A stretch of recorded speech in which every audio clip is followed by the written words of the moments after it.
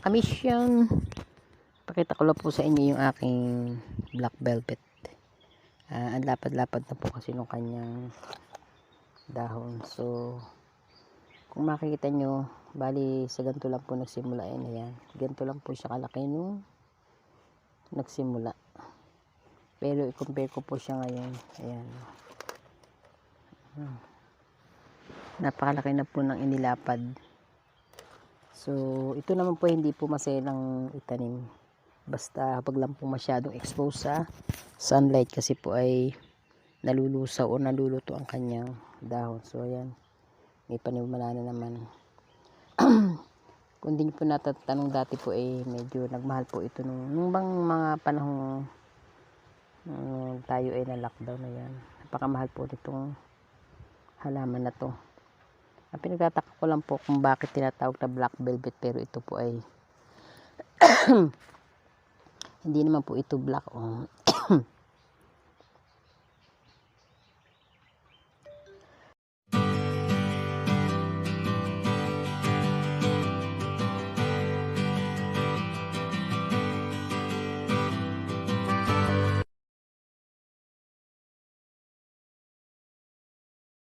Na po yung parang laki na po siya ng isang platong maliit. Hindi ko alam po ilang inches yun.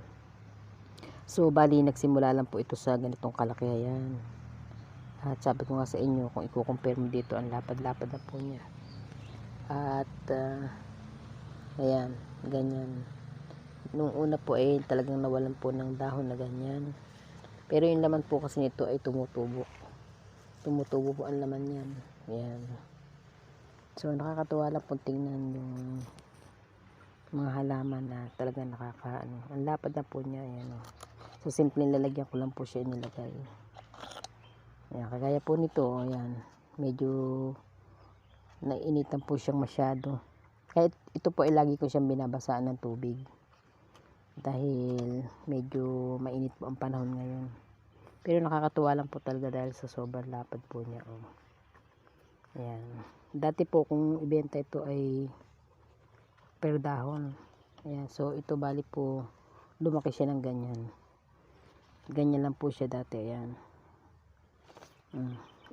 Ito po isang suntok lang. Ayan. Kumbaga siliit lang ng kamao. Pero ngayon ay silapad na ng sinapad na po ng mukha ng mataba. Hello, shout out everyone. Ayan, hello po sa lahat. Ayan, ito po yung aking pinaka favorite na halaman dito.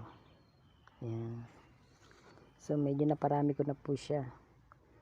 Parami. Ito medyo naluto po sa araw to, pero ayan, nag-usbong po siya uli. Naluto po siya sa araw, at ito yung bagong sumisibol. Ayan. Yan po yan, maliit. Napapalaki na din yung dahon niya.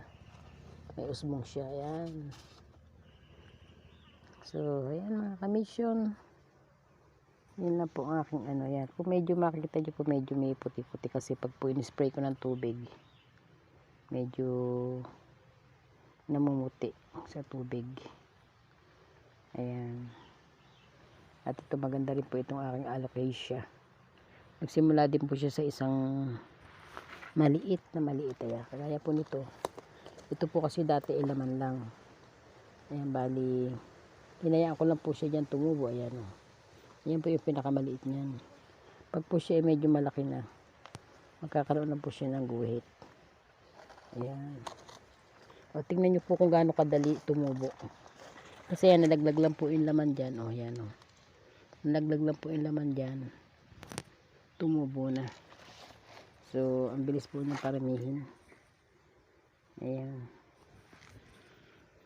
So, ayan lang po for this vlog, mga kamisyon. Hanggang sa muli po. Ayan. God bless everyone. Peace.